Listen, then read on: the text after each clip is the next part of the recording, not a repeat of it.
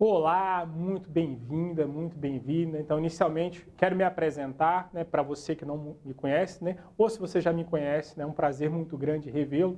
Então, meu nome é Antônio Alex Pinheiro e vou trabalhar aqui com você, né, ao longo de algumas aulas o curso de Direito das Sucessões, né? Vamos fazer uma rápida aqui apresentação para que você me conheça, tá? Então, assim, originalmente eu sou formado em engenharia, tá? Mas o direito é a minha segunda graduação. Acabei me apaixonando pelo direito privado, pelo direito civil.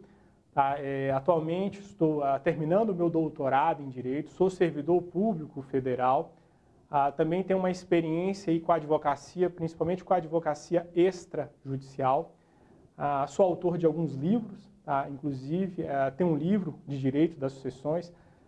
Recentemente tive uma felicidade aí de algumas das minhas obras, elas foram indicadas pela Confederação Nacional dos Notários e Registradores como algumas obras aí para, né, suporte, né, e capacitação de notários e registradores, né. E aí eu preparei aqui o nosso curso, né, de Direito das Sucessões, com base, né, principalmente no meu livro aí. Então, se porventura você se interessar, né, pode me procurar. Eu estou deixando aqui meu contato, meu Instagram, tá? Alguma dúvida, se ocorrer também ao longo da aula também, pode, tá? Pode me mandar mensagem. Eu procurei aqui construir o material da forma mais completa possível, até mesmo em alguns momentos, né, os slides eles estão bem completos. Então, se porventura talvez a minha explicação não ficar adequada, eu acredito que se você pegar o material, você pode sim compreender a partir da leitura. Então, eu ressalto que você pegue aí, né, o material disponível, os slides, para, né, acompanhar, tá? E aí aqui, basicamente, né, eu quero aqui, nessa aula, né, então assim, eu já me apresentei aqui no início aqui, aí eu vou passar rapidamente aqui. Eu chamei de conhecendo o curso, sabe? Eu quero apresentar aqui alguns pontos aqui que serão abordados, né, ao longo do curso. Não tenho a intenção de criar aquele suspense, né, exagerado, né, mas eu quero te convencer de alguns pontos importantes que serão trabalhados ao longo aqui de todas as nossas aulas, tá? E depois de passar esses pontos, eu já vou trabalhar alguns conceitos nessa aula de hoje ainda, tá? Inclusive vamos fazer já pequenos exercícios ao longo, né, do curso, tá? Eu também tive o trabalho de trazer exercícios para que você fixe aí perfeitamente, né, a matéria. Na aula de hoje vamos fazer exercício no final da aula, e nas outras aulas sempre teremos também, tá, exercícios. O curso basicamente ele está dividido em 3 partes, né? Numa parte inicial vamos trabalhar os conceitos principais e necessários relacionados com o direito das sucessões, né? No caso, né, tanto a sucessão legítima como a sucessão testamentária. Num segundo momento, vamos começar a trabalhar com a sucessão legítima, todas aí as disposições de sucessão legítima, de descendentes, ascendentes, tá? O companheiro, o papel da fazenda pública. E na parte final do nosso curso, vamos trabalhar com todas as disposições da sucessão testamentária, né? Vencendo aí o máximo, né, todos esses institutos aí do direito civil previstos no direito das sucessões. Então, olha só. Então, aqui agora, né, eu vou começar aqui apresentando, né, pontos, né, que serão abordados, trabalhados no nosso curso, inclusive até alguns pontos que eu senti falta quando eu tive o primeiro contato com o direito das sucessões na faculdade, alguns pontos que não foram trabalhados, e eu sempre tive vontade de, se algum dia, né, eu fosse trabalhar, ter a possibilidade de dar aulas, né, eu gostaria de trazer esses pontos. E também ressalto que são pontos que vêm sendo cobrados aí em provas, né, de concursos notariais e registrais, né, ressaltando que são provas que cada vez se tornam mais complexas, provas que vêm exigindo, né, o conhecimento multidisciplinar entre diferentes conteúdos, né? Então, há uma tendência das bancas aí de estarem misturando aí conteúdos de diferentes matérias. Isso acaba trazendo, né, uma complicação maior. Então, dentro desse curso, eu procuro, né, sempre aí, quando possível, relacionar aí o direito civil com o direito notarial. E aqui eu já apresento aqui um esqueminha que eu gosto muito de trabalhar, que é um esqueminha relacionado com a extinção da pessoa natural, né? Que tem aí quais são as hipóteses de extinção da pessoa natural, né?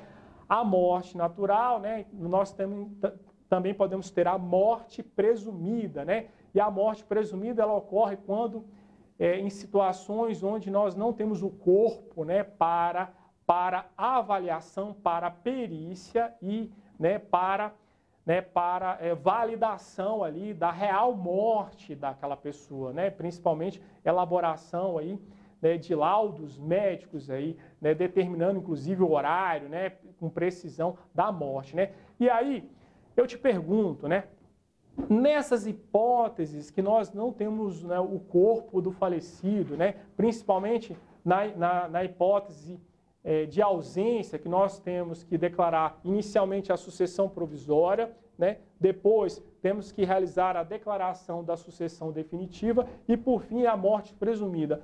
Você já se perguntou, né, quando é que vai ocorrer a partilha, a divisão dos bens ou até mesmo a abertura de um testamento dessa pessoa, desse ausente, né? Então imagina, o seu Zezinho é casado com a dona Maria, ele foi na farmácia e nunca mais voltou, né? E aí, sabemos se ele está vivo ou não, né? Não sabemos, né? Não temos ali, se ele faleceu, nós não temos, né, o corpo dele, e aí, né, a morte presumida dele, se porventura, né, ele nunca não voltar mais, né, para sua casa, ela tem que seguir fases, né? Então, primeiro, né, tem a ausência, depois a sucessão provisória, a sucessão definitiva e a morte presumida. E esses bens do seu Zezinho, quando serão partilhados, né? Então, são pontos que eu quero trabalhar aqui no nosso curso, né? Então, ó, outro ponto aqui, a comoriência, né? Na comoriência é aquele instituto onde duas pessoas falecem, né, ao mesmo tempo, inclusive em lugares diferentes, né? E aí, qual o principal efeito da comoriência, né? Na comoriência não há transmissão de bens ali entre essas duas pessoas que faleceram ao mesmo tempo. Você já fez algum probleminha aí de divisão de herança com comoriência? Então aqui eu tenho a intenção de também trabalhar aqui no curso em determinado momento, né, da aula, né? E herança, o que é herança? Será que, né, o que é herança? Bom, temos diversos institutos no nosso dia a dia, né? Então, a primeira pergunta que eu te faço é seguro. A indenização de seguro, será que é herança? Você já parou para pensar sobre isso?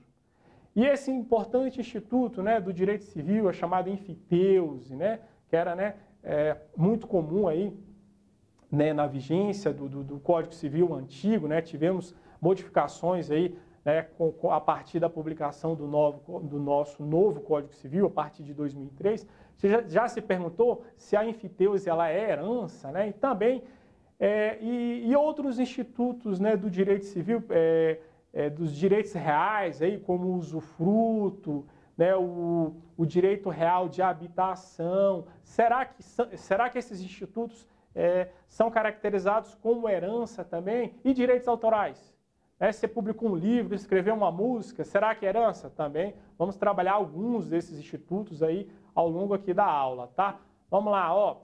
Também uma parte importante aí, tá? Inclusive, no meu livro, eu detalho bastante. Então, assim, esse é um assunto que ainda não foi muito cobrado em prova, mas eu acredito que não vai demorar muito que essa questão, esse assunto aí vai ser cobrado, inclusive pode ser cobrado aí numa questão de segunda fase aí, de cartório ou numa dissertação, que é a chamada aceitação ou renúncia de herança sucessiva. Ó, então, ó, imagina aqui na tela, né, essa situação aqui, ó. A tem uma grande fortuna e ele faleceu. Tá? E aí começou a realizar o inventário de A. E aí, antes de finalizar o inventário de A, o seu filho B faleceu, mas B só tinha dívidas.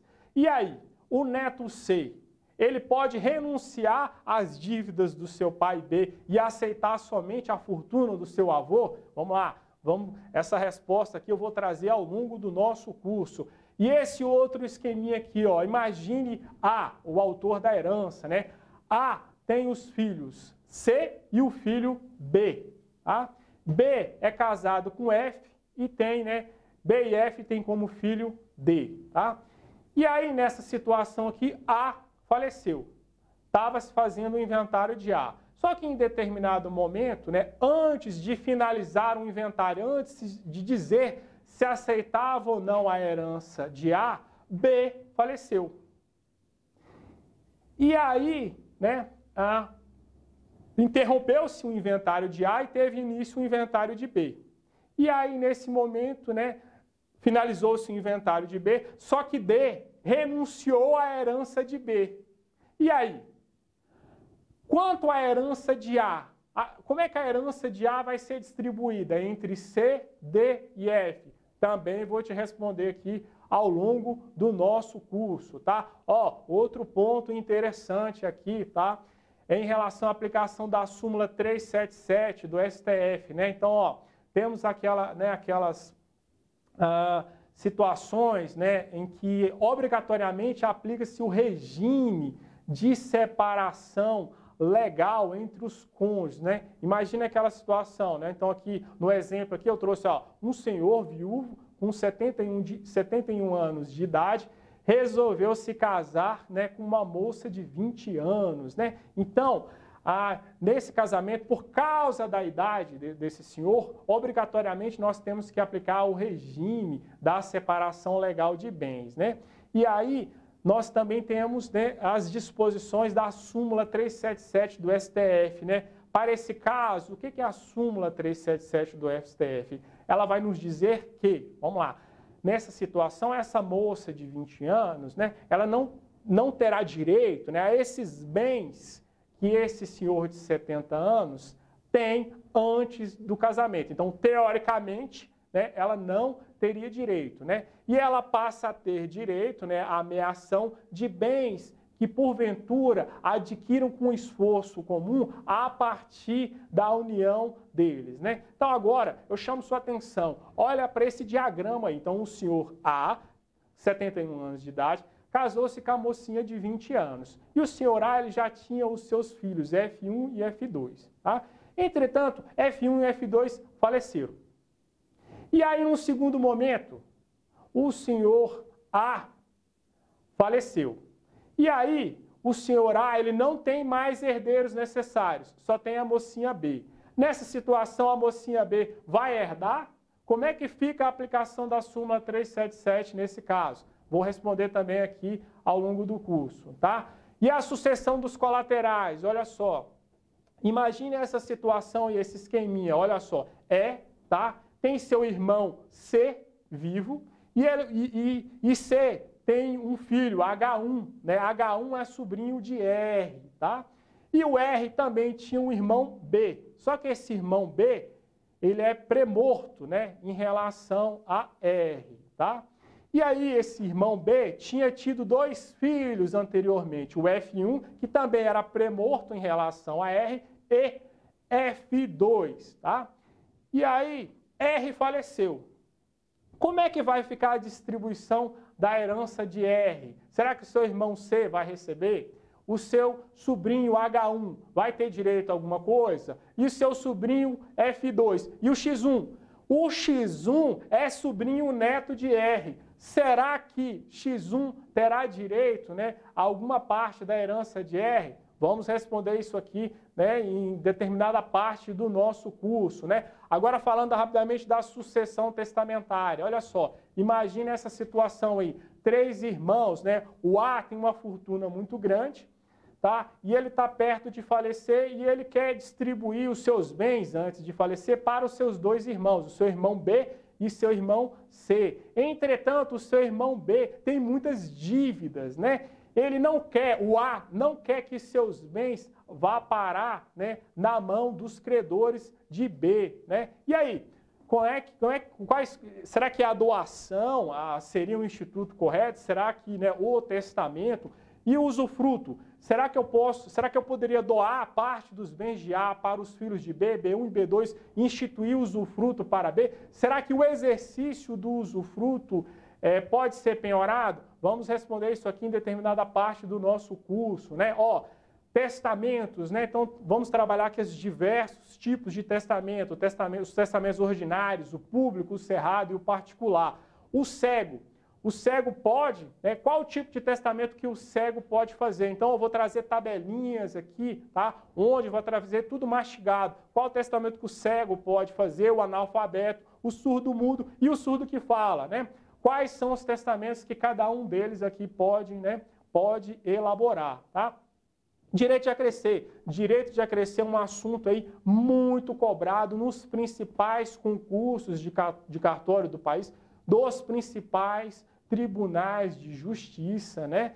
O direito de acrescer ocorre naquela situação, onde, né, principalmente com dois institutos que os examinadores gostam muito de trabalhar, que é a doação, né? Então, fez uma doação para 2 pessoas, mas não estabeleceu a cota de cada um. Ou instituiu um usufruto para 2 pessoas. Também não estabeleceu a cota de cada um. E aí um desses beneficiários faleceu. O que vai ocorrer? Será que vai ocorrer o direito de acrescer automaticamente para esse beneficiário sobrevivente ou não? Temos regrinhas especiais para a doação, temos regrinhas especiais para o usufruto e temos regrinhas especiais se principalmente o instituto do usufruto é instituído por meio de testamento, no caso, o legado. Então, um ponto importantíssimo do nosso curso aqui, que vamos trabalhar na parte de sucessão testamentária, tá? E também, substituição fideicomissária. Você já imaginou se na sua prova de cartório cair alguma disposição da substituição fideicomissária? Ela é averbada ou registrada? E o ITCMD? Quando, né? Quando que o ITCMD será recolhido, né? Então, são também disposições aqui do nosso curso. Vamos lá. Colação. O avô doou um bem diretamente para o seu neto. Esse neto tem que colacionar? Vamos trabalhar aqui no nosso curso também. Ou imagine aquela situação, o A doou o bem para B, tá? O A, pai de B, doou o bem para B, tá? Aí B faleceu, né? Inclusive pegou o valor correspondente a esse bem, né, que recebido por doação e gastou, né?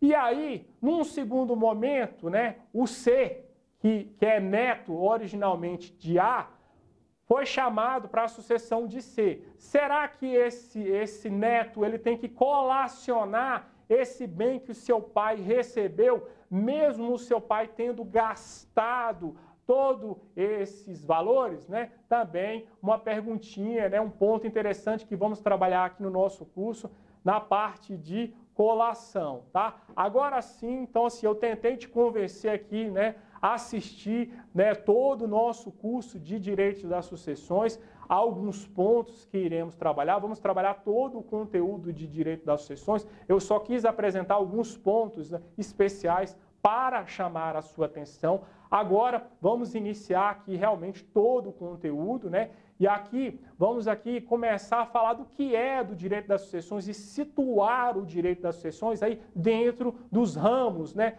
do direito, né, principalmente do direito civil.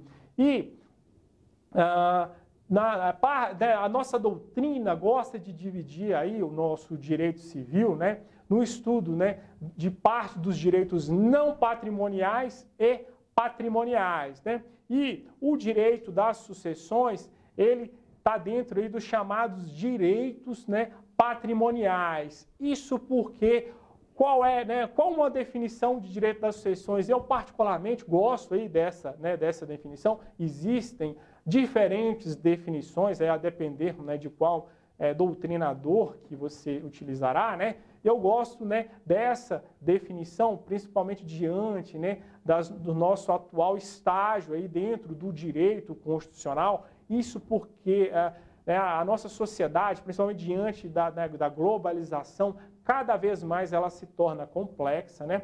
Então, muitas vezes, as regras, né, as leis, por si só, não são mais suficientes para respostas das nossas demandas e necessidades, e aí precisamos nos recorrer, né, principalmente dos princípios, né, para solução, né, desses problemas complexos que aparecem no nosso dia a dia, né? Então, eu gosto dessa definição, que o direito das sucessões pode ser entendido como um conjunto de regras e princípios que regulam a transmissão de patrimônios entre pessoa física, né, em função, em consequência do falecimento, tá? E aí, ó, já trazendo, né, a resposta, né, de alguns itens lá que eu trouxe lá na apresentação do nosso curso, né? Se aqueles institutos, se você teria, já tinha refletido se aqueles institutos seriam ou não, né, herança, né? Então alguns pontos, né, algumas reflexões eu vou trazer aqui nesse slide, né? Antes de começar cada um deles, eu quero falar do chamado alvará judicial, né? Então vamos lá. Será que sempre temos que realizar um inventário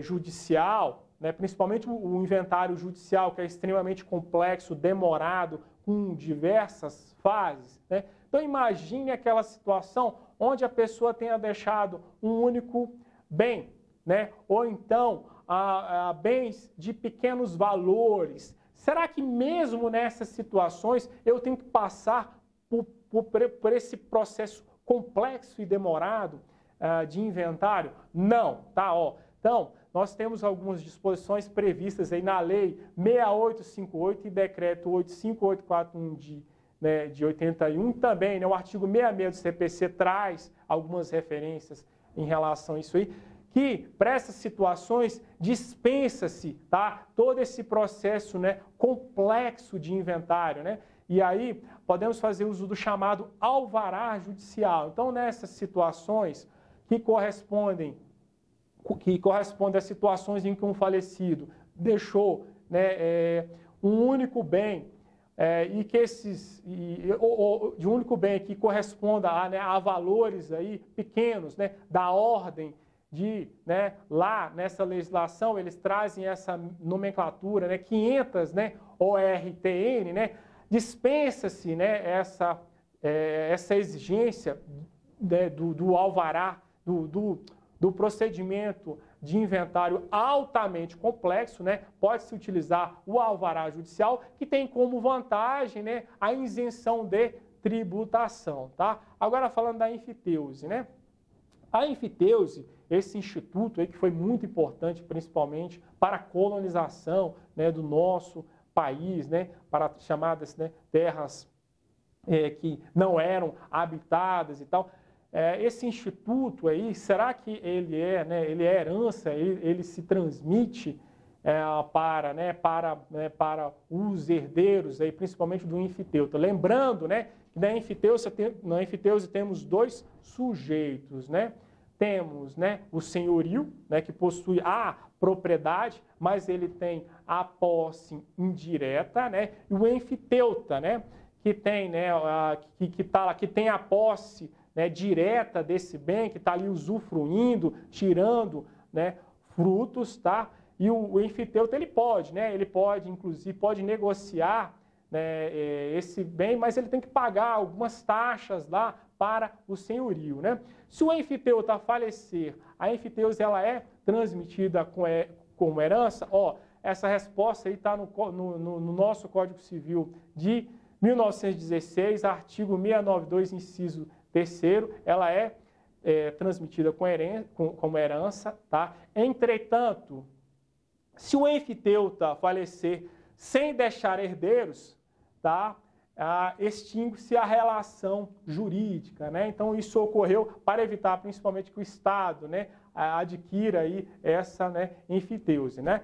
E aí, ó, agora falando dos direitos reais, né? Vamos lá, o direito real de uso, usufruto e habitação são direitos reais de gozo aí, de coisa alheia. Será que são transmitidos como herança? Não, né? Então, esses institutos, eles se extinguem aí com o falecimento do titular, tá? Então, toma cuidado, tá? E direito autoral? Direito autoral, ele é herança. Então, ó, no direito autoral, temos que separar aí o direito autoral, né? Olhar duas coisas com muito cuidado. Uma é o chamado direito personalíssimo, que é a autoria desse direito autoral. Então, quem é o autor daquele livro ou daquela música, né? Então, esse não é transmitido, tá? Agora, os direitos patrimoniais são sim transmitidos aí como herança, inclusive, ó, chamo a sua atenção para ler esse artigo 41 aí da Lei de Direitos Autorais, né? Eles são transmitidos aos herdeiros aí,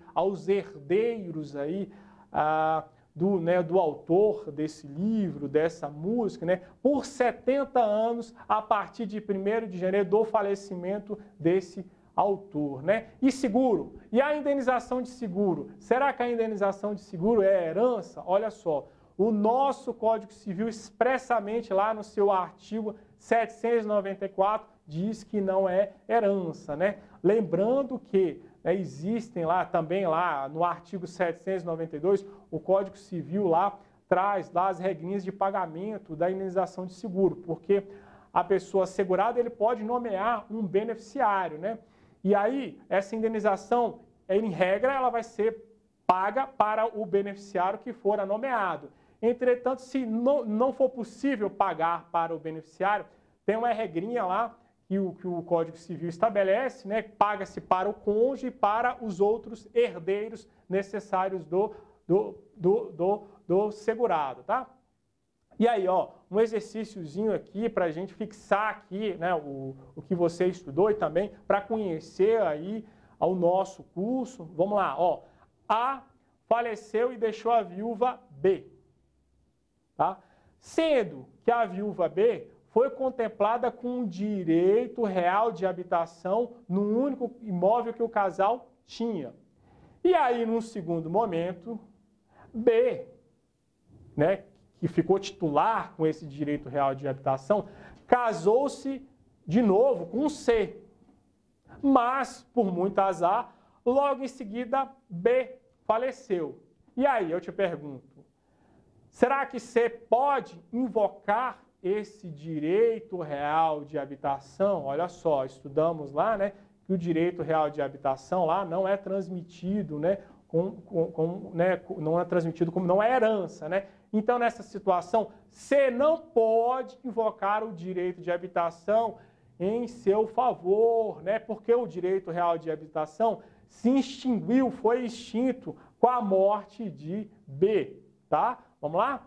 Agora, vamos começar a estudar, né, os principais, né, conceitos aí necessários para a compreensão de todos os institutos que vamos estudar ao longo do nosso curso. E o primeiro é a herança, né? E o que é herança? Qual é, né? Se discute tanto sobre herança. O que é herança? A herança pode ser entendida como o conjunto de relações jurídicas patrimoniais transmitidas pelo falecido. E a herança, ela pode ser constituída por dívidas e também por bens, tá? Então, na herança, podemos ter também dívidas, né? Lembrando que o herdeiro, ele não é obrigado a suportar, né, aquele excesso de dívidas que supere, né, o valor dos bens que ele esteja recebendo, né? O herdeiro, ele não pode ficar em prejuízo, tá? E aí, e a herança, né? Se discute muito, tem muitas questões de prova, né? Herança é uma universalidade de direito ou a herança é uma universalidade de fato, né? Então vamos lá, ó. A herança é um bem jurídico imóvel, indivisível e universal. A herança é uma universalidade de direito. Isso é muito explorado em prova. Então, ó, toma cuidado, ó. E aqui, né? Vou até procurei aqui trazer, né, para a gente relembrar lá o que é universalidade de fato e o que é universalidade de direito, né? Então, ó, tá lá, né, na parte geral do nosso Código Civil, aqui uma revisãozinha rápida aqui, tá? Ó, universalidade de fato é aquela pluralidade de bens singulares, né, pertencentes à mesma pessoa, que tenham destinação unitária. Então, imagina a biblioteca, né? Ó, a biblioteca que tem né, tem lá, uma biblioteca tem, né, milhares de livros, né? E esses livros são considerados bens, né, singulares. Então, a biblioteca é uma universalidade de fato, né? Já a herança é uma universalidade de direito, que é o quê? Um complexo de relações jurídicas, inclusive a herança, né, como eu ressaltei, composta, né, por bens e também dívidas, né, de uma pessoa, né, dotadas de valor econômico. Né? Então, além da herança, temos aí a massa falida, que constitui, né, uma universalidade de direito. Vamos ver como é que cai em concurso? Vamos lá, olha só. Conforme a classificação doutrinária, né, a herança, antes da formalização da partilha, pode ser considerada um bem de indivisibilidade, vamos lá, convencional e universalidade de fato, convencional e universalidade de direito, legal e universalidade de direito, legal e universalidade de fato, natural e universalidade de direito. Vamos lá. Primeiro ponto que a herança, né, a sua indivisibilidade é estabelecida pela lei, né? E também eu ressaltei bastante que a herança é o quê? Uma universalidade de quê? De direito, né? Então, ó, a resposta aqui ficou fácil aí depois dos meus comentários, né? Então, a resposta correta aqui da questão é a letra C, né? Então, olha só, a indivisibilidade da herança é legal, né? Extraída aí a partir, né, da interpretação, da hermenêutica jurídica de interpretação do artigo 1791 do nosso Código Civil, né? A herança defere-se como um todo unitário, ainda que vários sejam os herdeiros, né? E ainda o parágrafo único do 1791 nos diz que, até a partilha, o direito dos co-herdeiros quanto à propriedade e posse da herança será indivisível, né? Então, a herança desde a saicine, que ocorre com o falecimento aí da pessoa até a partilha, a herança ela é indivisível e regular-se-á pelas normas relativas ao condomínio, né? Então, a herança, você tem que enxergá-la como, né, um condomínio, inclusive, né, vamos abordar também algumas questões aqui de uso capião, né, de herança. Será que é possível, né? Será que é possível a uso capião de bens de herança por parte aí de algum herdeiro, né? Então, a determinada parte do curso, vamos trabalhar algumas questões rapidamente sobre isso, tá? Vamos lá. Outra questão aqui, vamos lá, olha só. Com base nas disposições do Código Civil, julgue o item seguinte. Fábio e Cristiano, ao transportarem Batista, que se encontrava seriamente enfermo, para um hospital, colidiram o veículo que estavam com um poste. Em virtude do acidente, todos os três morreram, não tendo sido possível verificar quem morreu primeiro. Nesse caso, considerando-se o debilitado estado de saúde de Batista, presume-se que ele morreu primeiro, né? Então, olha só.